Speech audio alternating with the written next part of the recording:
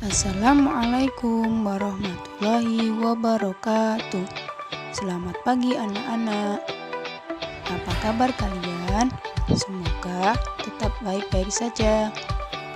Untuk kali ini, Pevita akan menerangkan materi tentang tema 2, subtema 1 sampai subtema 4.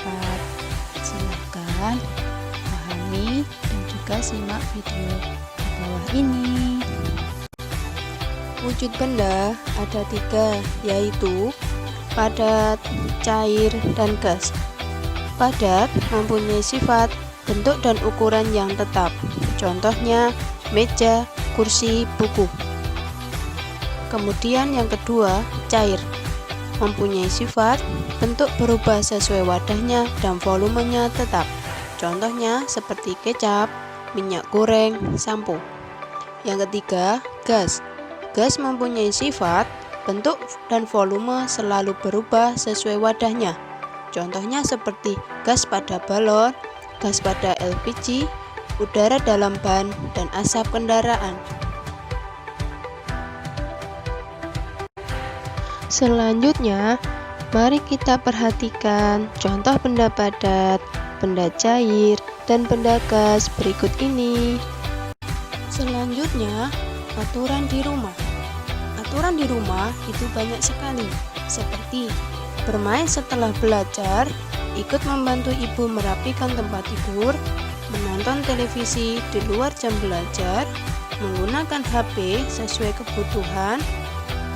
Kemudian, manfaat aturan di rumah yaitu supaya tercipta suasana yang damai, hidup menjadi tertib dan teratur. Aturan di sekolah itu banyak sekali, seperti datang sekolah tepat waktu, membuang sampah pada tempatnya, mendengarkan guru mengajar, melaksanakan piket sekelas. Manfaatnya itu banyak, seperti menjaga ketertiban, keamanan, dan kenyamanan sekolah. Kemudian, aturan di tempat wisata. Kalian pernah berkunjung ke tempat wisata? Lah pasti ada aturan-aturannya, seperti selalu menjaga kebersihan tempat wisata, mengantri saat membeli karcis, menjaga barang-barang di tempat wisata agar tidak rusak. Contohnya wisata itu ada Pantai Jati Malang, kebun binatang, dan museum. Manfaatnya aturan di tempat wisata itu banyak, supaya pengunjung tempat wisata merasa nyaman dan menjaga keselamatan.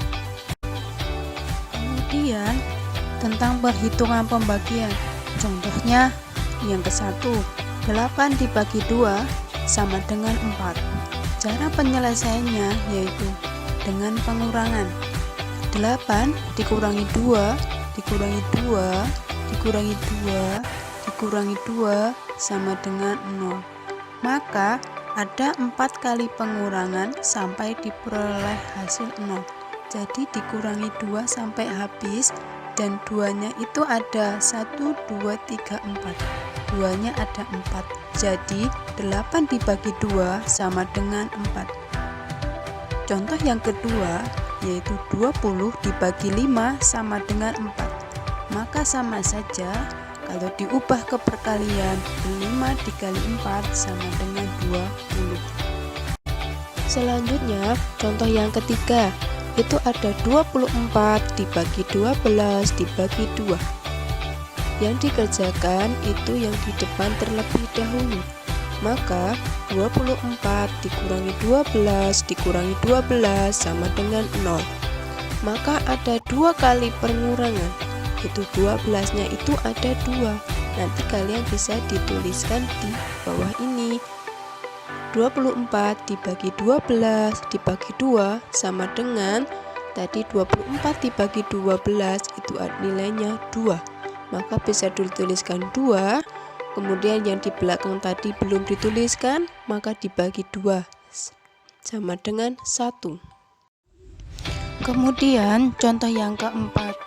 Contoh yang keempat ini itu masih pembagian. Nah, di sini ada tabel di mana tabel ini berisi angka dibagi 3. Seperti 9 dibagi 3, 12 dibagi 3, 21 dibagi 3, 24 dibagi 3. Cara pengerjaannya 9 dibagi 3, berarti dikurangi 3 sampai habis. Yaitu 9 dikurangi 3, dikurangi 3, dikurangi 3. Itu hasilnya 3. Kemudian 12 dibagi 3, itu 12 dikurangi 3, dikurangi 3, dikurangi 3, dikurangi 3. Dan 3-nya itu ada 4. Kemudian 21 dikurangi 3, dikurangi 3, dikurangi 3, dikurangi 3, dikurangi 3, dikurangi 3, dan dikurangi 3. Nah, 3-nya ini sebanyak 7 kali. Kemudian 24 dibagi 3, 24 dikurangi 3, dikurangi 3, dikurangi 3, dikurangi 3, dikurangi 3, dikurangi 3, kurangi 3, dikurangi 3. Itu hasilnya ada 8. Dan nanti hasilnya itu bisa dituliskan di tabelnya itu. Untuk selanjutnya itu tentang perhitungan perkalian. Contohnya yang pertama itu ada 5 dikali 3. Cara penyelesaiannya itu 5 dikali 3 sama dengan 3-nya ada 5. Ingat yang di belakangnya itu ada 5, 3-nya ada 5. 3 ditambah 3 ditambah 3 ditambah 3 ditambah 3 sama dengan 15. Kemudian contoh yang kedua itu ada sebuah potongan kue yang masing-masing setiap kotaknya itu berisi 4. Jadi cara penyelesaiannya, ingat kotakannya terlebih dulu, kemudian isinya. Jadi kita hitung 1, 2, 3. Ada 3 kotak.